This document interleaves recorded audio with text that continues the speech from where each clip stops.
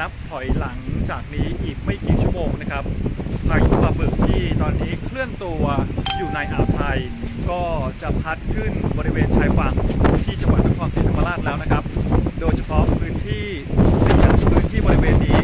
คือแหลมตะลุมพุกที่เราอยู่บริเวณนี้นะครับเป็นอีกพื้นที่อ่อนไหวครับที่ยังคงต้องเฝ้าจับตา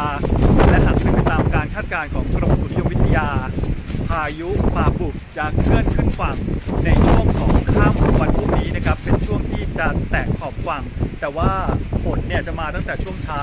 และเวลานี้เองเราก็เริ่มที่จะเห็นรัศมีนำของพายุที่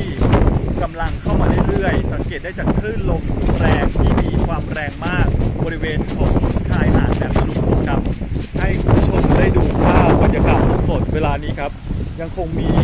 ฝนและคลื่นลมที่พัดมาจากในทะเล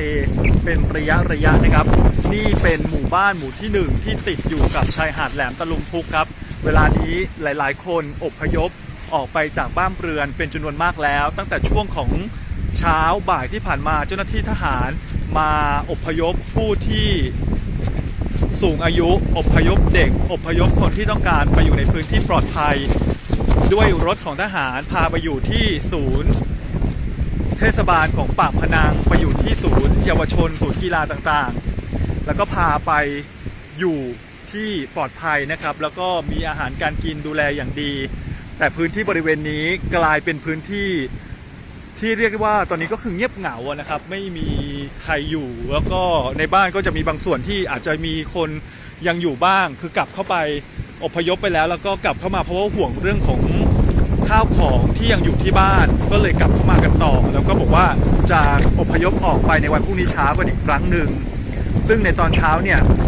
ตามการคาดการณ์ของกรมอุตุนิยมวิทยาบอกว่าฝนจะเริ่มตกในพื้นที่ของอำเภอปากพนัง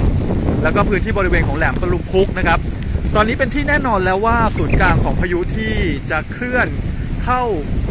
แต่ชายฝั่งเนี่ยน่าจะอยู่ที่จังหวัดนครศรีธรรมราชคือแน่นอนแล้วแหละครับว่าอยู่ที่จังหวัดนครศรีธรรมราชอาจจะมีการเปลี่ยนแปลงได้แต่ก็คือคาดเคลื่อนไม่มากว่าเข้าเหรอเข้าสดอีกเข้ายังจะเข้าแล้วใช่ไหมคุณผู้ชมครับเช็คดีเลยเหรอโอเคก็คือวันพรุ่งนี้เนี่ยเป็นวันที่เราจะต้องจับตากันมากที่สุดมันเป็นความเสี่ยงของชาวนครศรีธรรมราชมากที่สุดก็ว่าได้เพราะว่าวันที่4กับวันที่5เนี่ยเป็นวันที่จะต้องเฝ้าระวังหนักๆกันเลยทีเดียวเพราะว่ามีโอกาสที่จะเกิดฝนตลอดทั้งวันและสิ่งสำคัญนั่นก็คือคลื่นแรงลมแรงที่พายุเมื่อเข้ามาถึงฝั่งเนี่ยมันไม่ลดกำลังไปเลยมันมีความแรงเท่ากับพายุโซนร้อนแคเรียนที่เคยเกิดในพื้นที่แหลมตะลุมพุกในช่วงของปี2532ปี50กว่าปีที่แล้วโอเคเดี๋ยวขออนุญาต